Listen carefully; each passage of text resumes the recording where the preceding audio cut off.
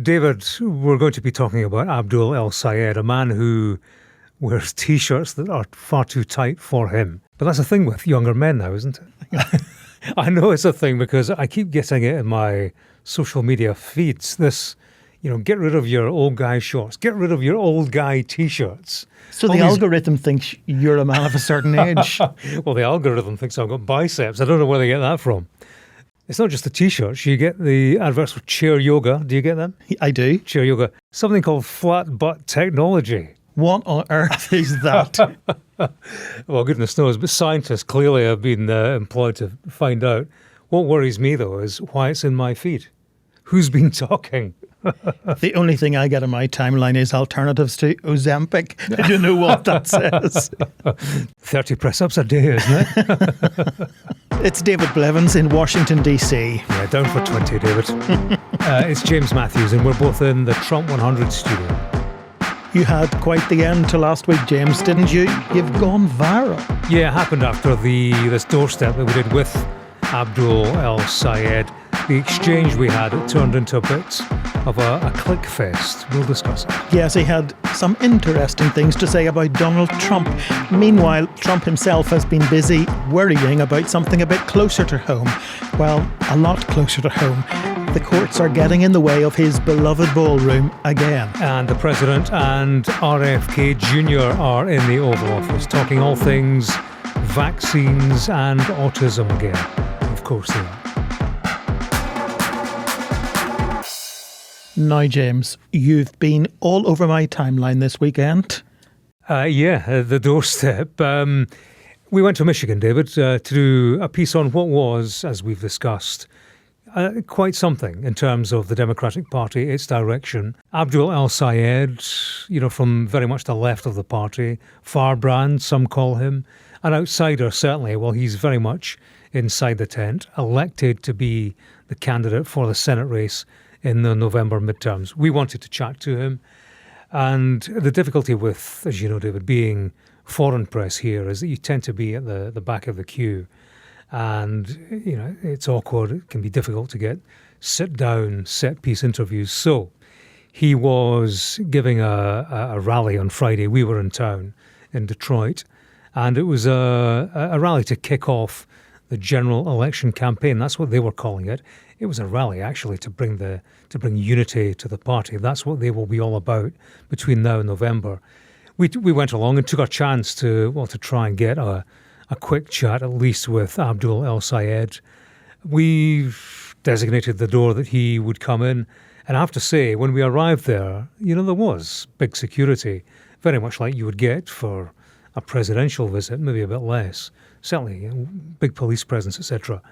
And we're thinking, we're not going to get anywhere near this guy. But we stood around, we had an eye on the door where we thought he would go in this car at some point. I was expecting the 3-car, got a big black convoy.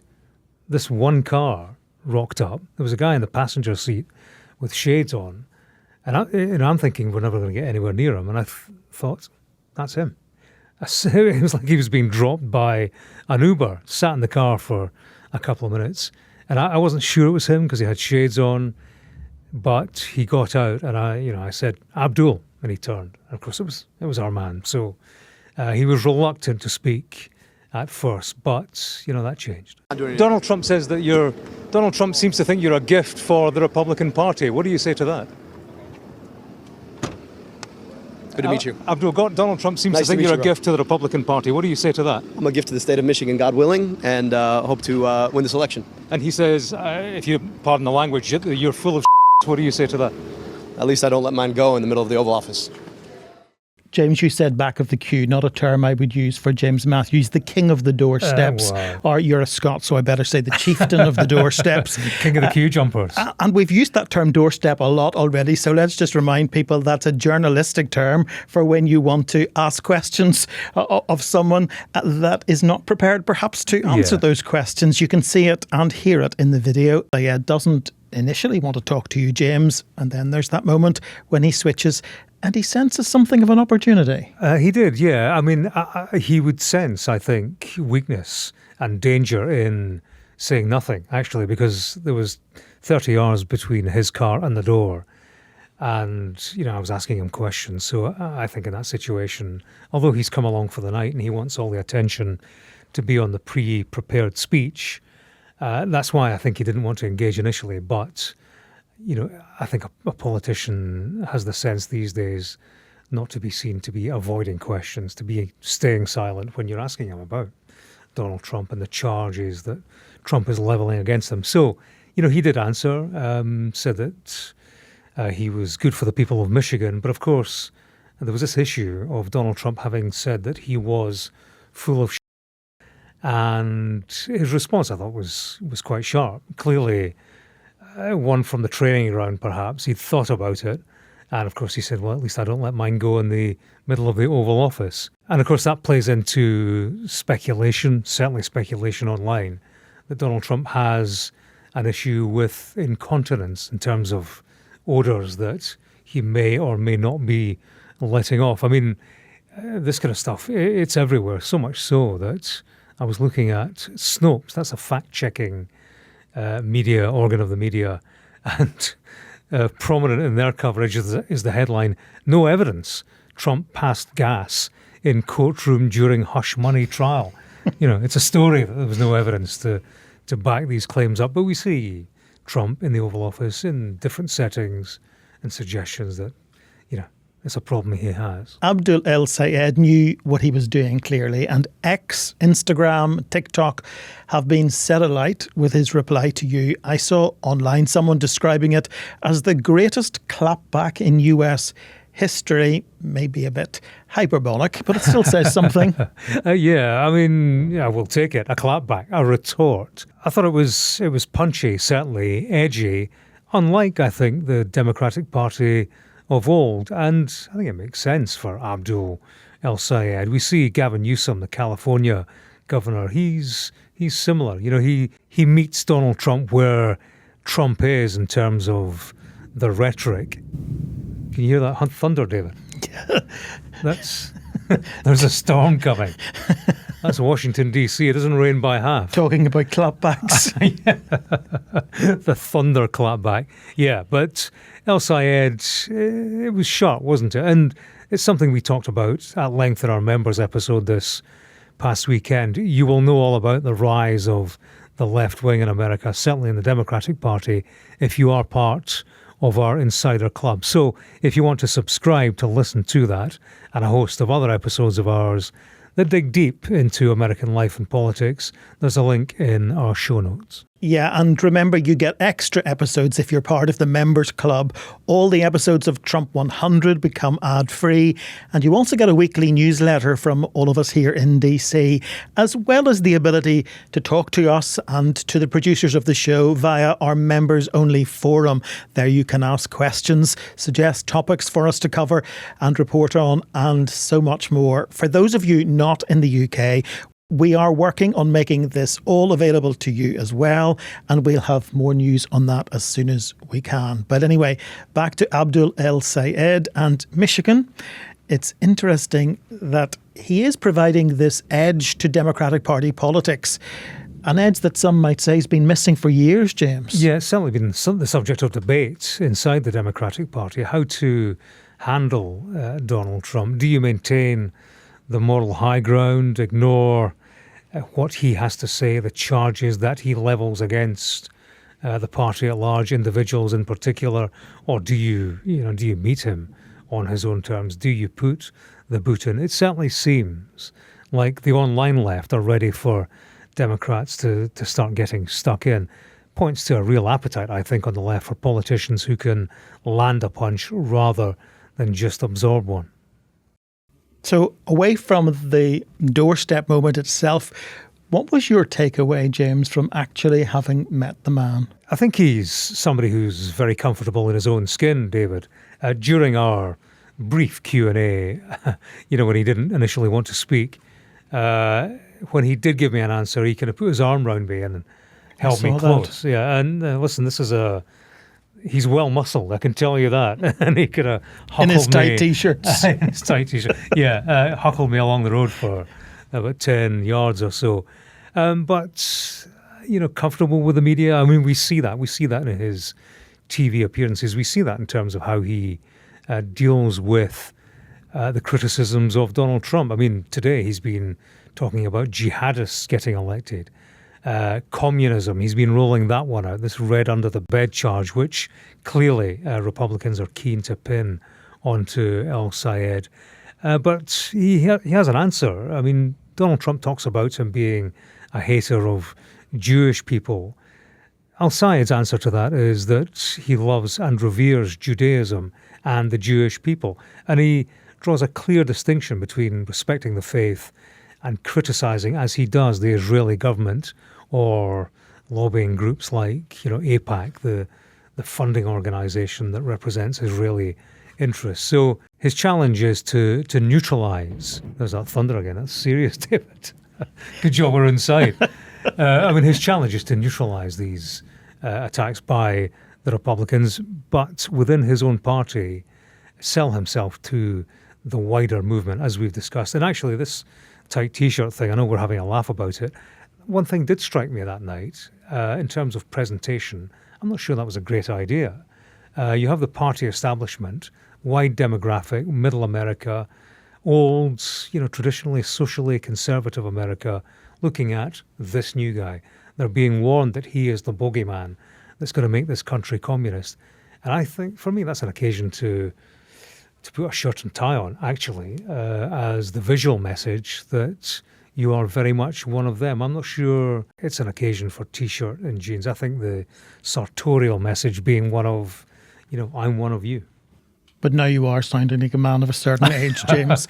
We'll talk about Trump in the Oval Office on Monday in a moment, but he did allude to El-Sayed, if only to be pretty racist. James, you referenced that jihadist line. Let's just listen to what President Trump had to say in the Oval Office on Monday. Well, the one thing is we have jihadists being elected all over the place. We have this, whether it's communism, jihadism. It's a lot of friend of mine called up. He said, really, you should use the word jihadist because that's what's happening. The president there echoing the language of right-wing influencer, 9/11 conspiracy theorist, Haitian cat and dog eating propagandist, Laura Loomer. Yeah, Laura Loomer, quite the CV.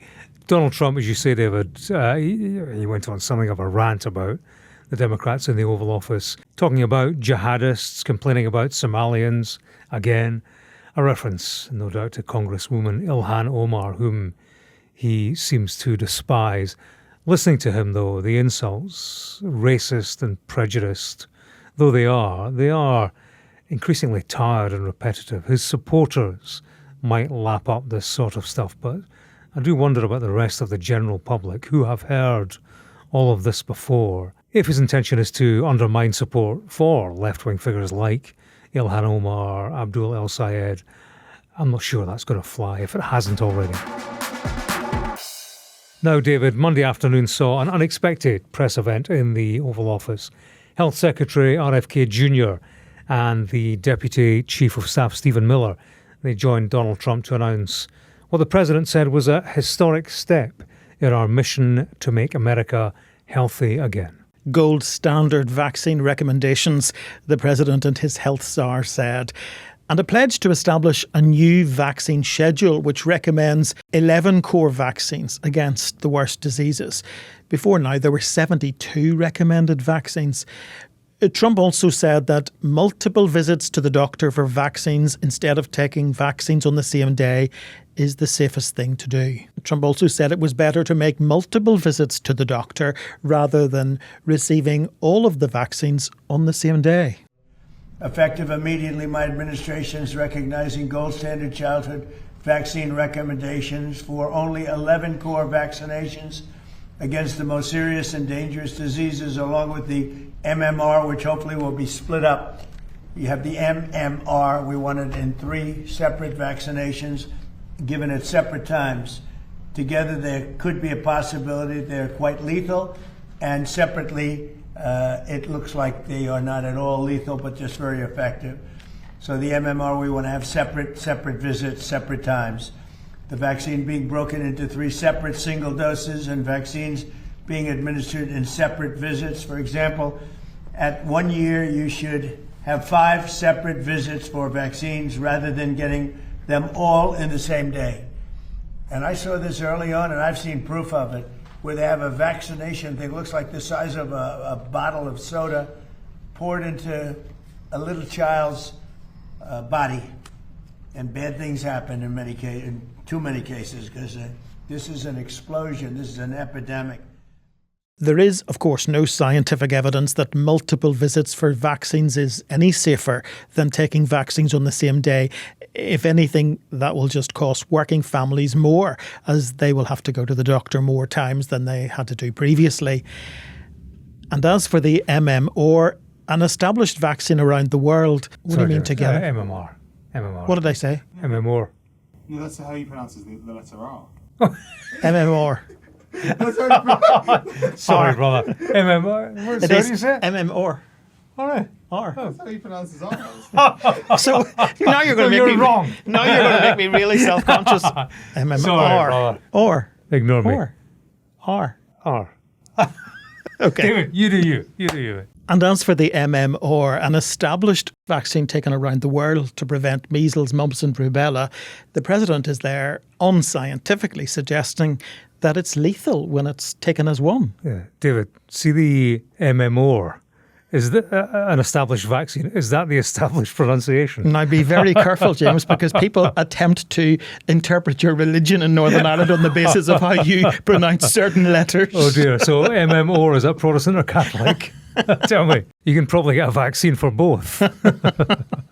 Anyway, in the Oval Office, there was also the parroting of this idea that vaccines can cause autism. That old chestnut. We're only noticing it in kids who were born around 1989 or after. The older generations, you're not seeing those increases. So something happened in the mid-90s that changed our children, and it has to be an environmental exposure because genes don't cause epidemics. Again, like the last time it was said, it remains scientifically unsubstantiated, that very notion. And the Oval Office, well, it's now giving parents the choice whether or not to vaccinate their children, a technique that, in other situations in the past, has seen a surge in cases of disease, not a drop.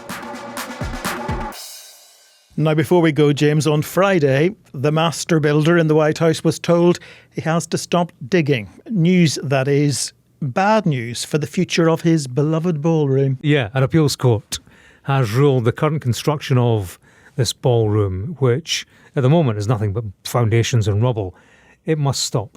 Yeah, so the president has led the foundations, but the courts have laid down the law. The ballroom is, of course, in place of the old East Wing of the White House. It's a 90,000 square foot event space. That's the East Wing of the White House he bulldozed last year. It's already gone. Yeah, now a court's ruled that Congress must approve the project, not the president himself. He's not the gaffer on that job anymore, not for now at least. I can't imagine he's too pleased, David. The ruling, it does give the White House 14 days to appeal the decision by a judge that said this: each president is a temporary tenant, not the owner of the White House and its executive residence. The president has no and claims no constitutionally assigned authority over that property, which is designed and maintained for the use of all presidents, current and future, and for the American people. So, as we have known through time, the White House is the people's house, nobody else's.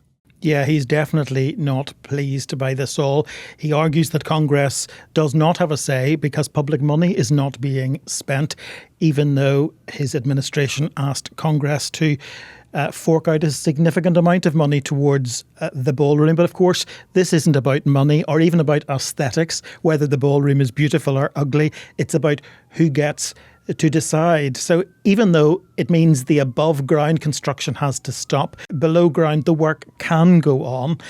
The appeals court upholding a decision of a lower court a few months ago. Predictably, Trump took to Truth Social to share his views on it all in a post frankly too long to read. He slammed a justice system he said was being run by Obama appointees and called the decision politically motivated. Donald Trump has said he will appeal the decision. It looks destined to go all the way up to the Supreme Court. That's all from us today. A very noisy Trump 100, lots of sirens and thunder, the sights and the sounds of the nation's capital. Yeah, which makes me wonder, where's the budget for soundproofing, David, in this place? I certainly don't have it. Thanks for listening. Trump100@sky.uk is the email as ever if you want to talk to us. Yeah, thanks for listening and for watching. All the best. Bye-bye.